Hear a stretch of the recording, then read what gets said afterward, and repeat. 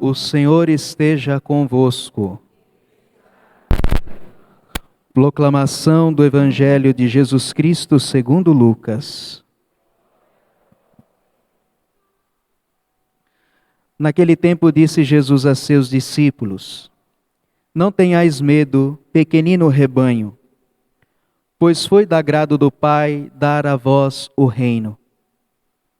Vendei vossos bens e dai esmola.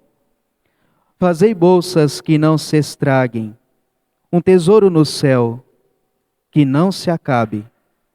Ali o ladrão não chega, nem a traça corrói.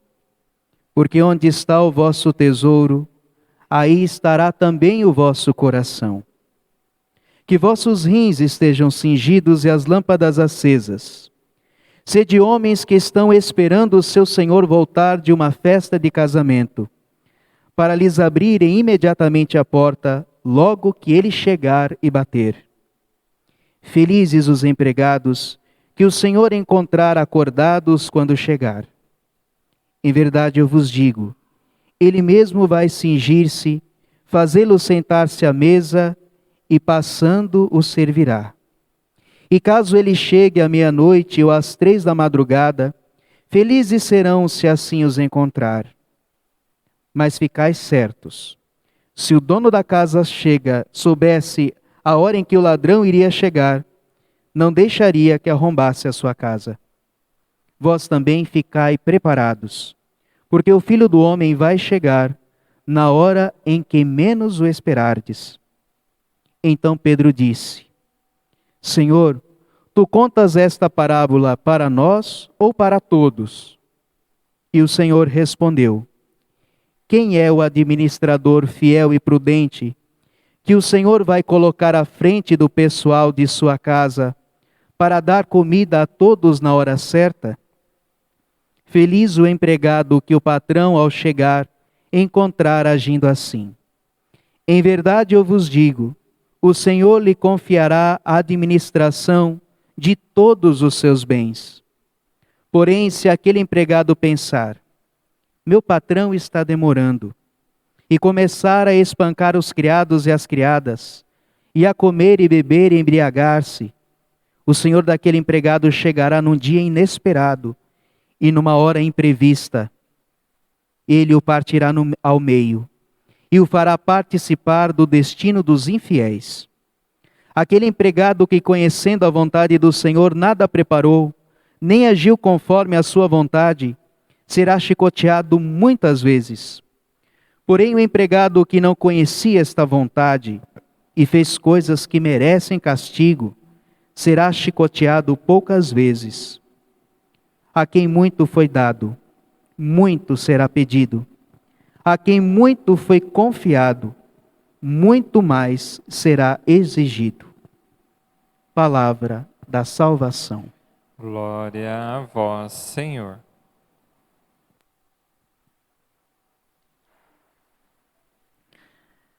Caríssimos, gostaria de colocar esse evangelho que nós ouvimos dentro da temática das vocações, especialmente hoje, que é o primeiro final de semana de agosto, onde nós rezamos pelas vocações sacerdotais, pelas vocações ministeriais.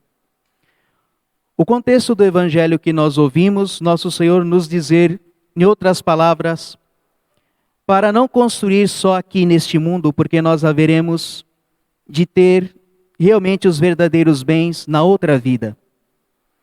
E Ele nos alerta que um dia Ele vai voltar. Vai voltar para nos dar a recompensa eterna de todas as coisas. E então Ele conta 2 parábolas para que todos estejam preparados. Conta a parábola do Senhor que vai para um casamento e o pessoal fica lá em casa esperando, porque tem que abrir a porta para quando ele chegar, e não sabe que hora que chega.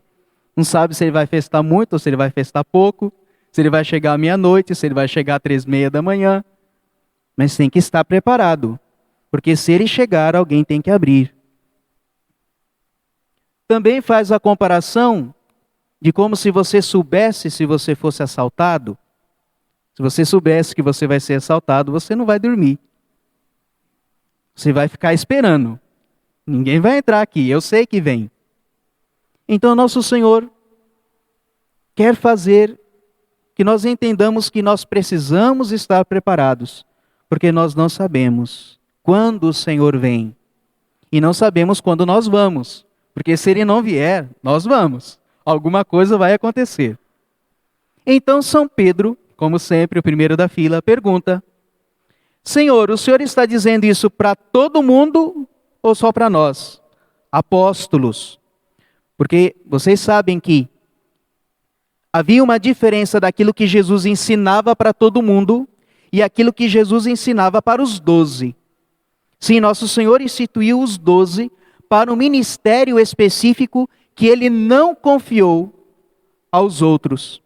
Jesus, a uma certa altura, tinha 72 discípulos, mas dos 72 fez 12 apóstolos. E esses 12 apóstolos tinham prerrogativas e uma missão especial que os outros não tinham. Então Jesus não responde nem sim e nem não. Mas Jesus responde em outras palavras: para vocês, Pedro, o buraco é mais embaixo. Jesus disse: todo mundo tem que estar preparado. Então Jesus diz: mas vocês são como aqueles que são os administradores da casa de Deus. Vocês têm uma missão que os outros não têm. E assim como será cobrado dos outros, de vocês será cobrado muito mais.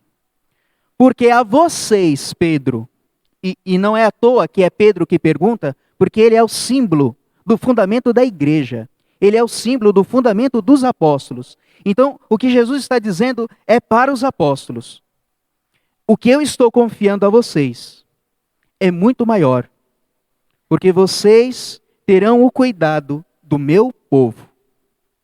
E aqui vocês já estão entendendo o que eu quero dizer. O sacerdócio na Igreja Católica, os bispos, os padres, o que são? Eles são os sucessores dos apóstolos. O que é que um padre e um bispo, um diácono recebe? Recebe da igreja o mesmo ministério que os apóstolos receberam de Cristo.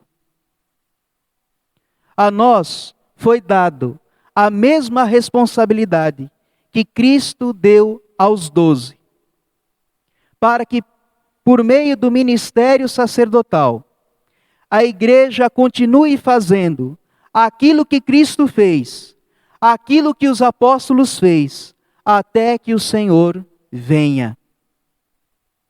E a palavra que Jesus diz é justamente administrador, porque dentre tantas coisas que é a função de um sacerdote, de um ministro ordenado, a nossa missão é sermos administradores da graça de Cristo.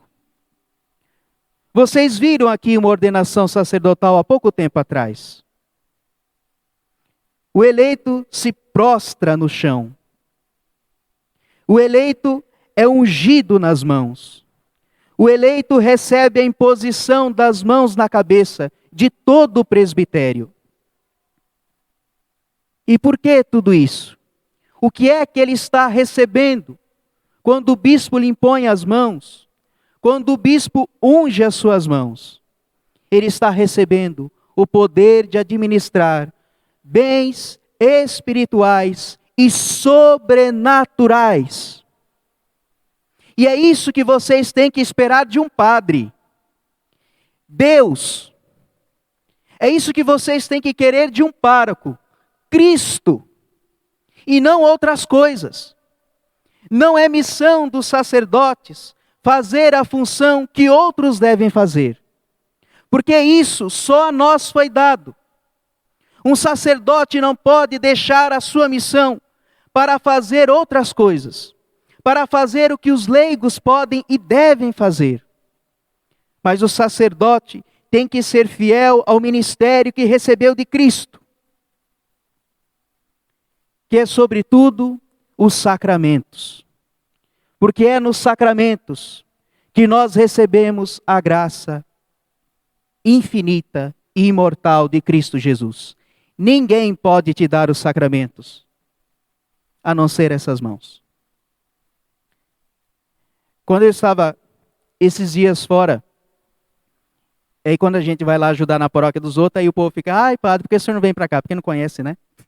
Ele disse, não, tem 9.000 habitantes que precisam de mim lá. Tem uma paróquia inteira que está sem missa. Tem uma paróquia inteira que está sem confissão. Se alguém precisar da unção dos enfermos, quem é que vai dar? Só o sacerdote tem esse poder nas suas mãos.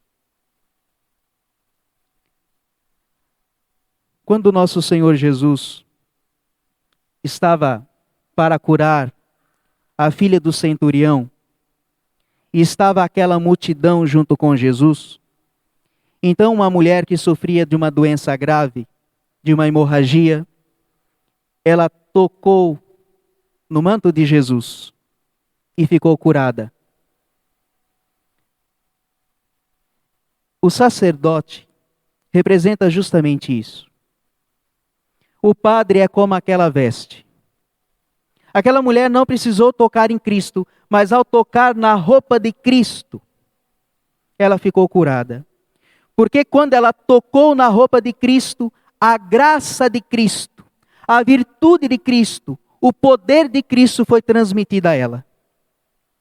Nós sacerdotes somos como esse pano, em que nós, apesar da nossa miséria, apesar dos nossos limites, Deus nos deu a graça de transmitir a vocês os seus dons sobrenaturais.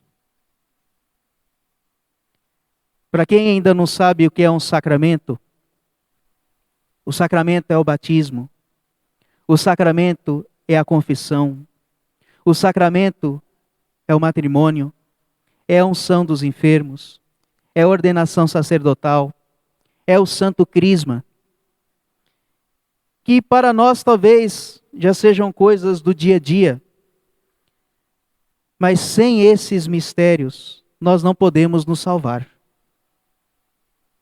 Não é só uma questão de um rito, não é só uma questão de uma força para viver melhor, isso também é.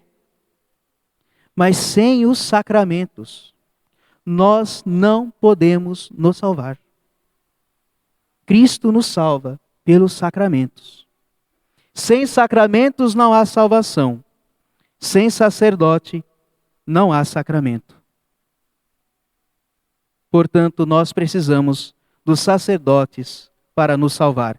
E também eu preciso de um sacerdote para me salvar. Porque vocês não pensem que eu me confesso na frente do espelho. Vocês não pensem que se eu ficar doente, eu mesmo vou me ungir. Não, não é. A graça não é para mim. A graça que existe em mim é para você, mas eu não posso receber de mim mesmo essa graça, a não ser a Eucaristia. É única. A única coisa que eu mesmo celebro e eu mesmo posso receber. Mas os outros sacramentos, eu preciso também de um sacerdote. Eu precisei de um bispo que me ungisse. Eu precisei de um bispo que impusesse as mãos sobre mim. E quando eu pecar, eu também precisarei de um sacerdote. E eu também chegarei até ele e vou dizer, Padre, dá-me a sua bênção, porque eu pequei. Na hora derradeira da minha vida, eu também, como todos vocês, almejarei um sacerdote na cabeceira da minha cama, para me ungir e me conduzir para o céu. Eu também precisarei de um sacerdote nesta hora. Veja como é bonito tudo isso, meus irmãos. Como é lindo nós descobrirmos esta bondade de Deus, que poderia fazer tudo sem precisar de nós. Mas Ele quis precisar. Quis precisar de homens miseráveis. Quis precisar de homens pecadores. E às vezes até de homens indignos. Mas a sua graça é sempre eficaz. mesmo que eu seja indigno, mesmo que eu não seja um sacerdote ideal, mesmo que eu seja contraditório com a minha vida e com as minhas palavras. Quando o sacramento é operado, ele acontece, porque não depende de mim, depende de Cristo Jesus. Ele só precisa que eu esteja lá. E depois ele vai acertar as contas comigo. Depois ele vai acertar as contas comigo. Mas a graça que ele quer transmitir, ele transmitirá, apesar de mim. Portanto, para finalizar, rezemos para que Deus nos dê santas vocações. Para que Deus nos dê a graça de termos ainda, até quando o nosso Senhor Jesus chegar, alguém que nos pregue a palavra, que nos administre os sacramentos e que nos traga a Deus na Santíssima Eucaristia, na confissão, no perdão dos nossos pecados. Louvado seja nosso Senhor Jesus Cristo.